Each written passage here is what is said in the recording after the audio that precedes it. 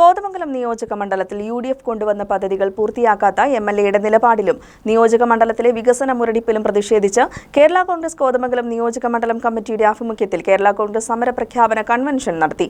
Convention party executive chairman advocate Mons Joseph MLA ഉദ്ഘാടനം ചെയ്തു.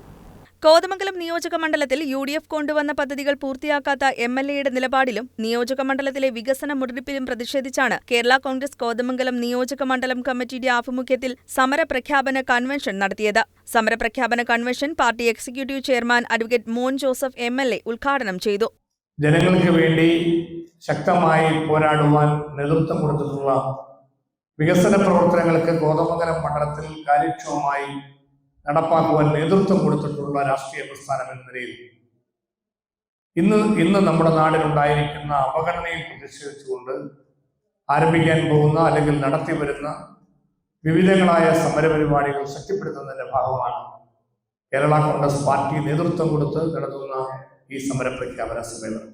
UDF ഭരണകാലത്ത് ആരംഭിച്ച പദ്ധതികൾ പൂർത്തീകരിക്കുവാൻ കഴിഞ്ഞ 9 വർഷ ഇടതുമുന്നണി ഭരണം കൊണ്ട് സാധിച്ചില്ലെന്നും പുതിയ പദ്ധതികൾ തുടങ്ങുവാനും MLAയ്ക്ക് കഴിഞ്ഞിട്ടില്ലെന്നും party executive chairman Mons Joseph MLA കുറ്റപ്പെടുത്തി. യോഗത്തിൽ AT പൗലോസ് അധ്യക്ഷത വഹിച്ചു. വിവിധ പാർട്ടികളിൽ നിന്നും വന്ന 100ഓളം പേർക്ക് മുൻമന്ത്രി TU കുരുവിള മെമ്പർഷിപ്പ് നൽകി. തങ്ങളം കാക്കനാട് പാത, ചേലാട് അന്താരാഷ്ട്ര സ്റ്റേഡിയം, റിംഗ് റോഡ്, ബുധത്താൻകെട്ട് ജലവൈദ്യുത പദ്ധതി തുടങ്ങി UDF കൊണ്ടുവന്ന പദ്ധതികൾ പൂർത്തീകരിക്കാത്ത MLAയുടെ അനാസ്ഥയിൽ പ്രതിഷേധിച്ച് ശക്തമായ പ്രക്ഷോഭ പരിപാടികൾക്ക് കൺവെൻഷൻ രൂപം നൽകി. ജില്ലാ പ്രസിഡന്റ് ഷിബു തെക്കുംപുറം മുഖ്യപ്രഭാഷണം നടത്തി. ഷൈസൺ പി മാങ്ങഴ, ജോമി തെക്കേക്കര, റോയ്സ് കാരിയ, CK സത്യൻ, റാണിക്കുട്ടി ജോർജ് അമ്പാട്ട്, ബിജു വെട്ടിക്കുഴ, KM എൽദോസ്, ജോണി പുളിന്തടം തുടങ്ങിയവർ പങ്കെടുത്തു.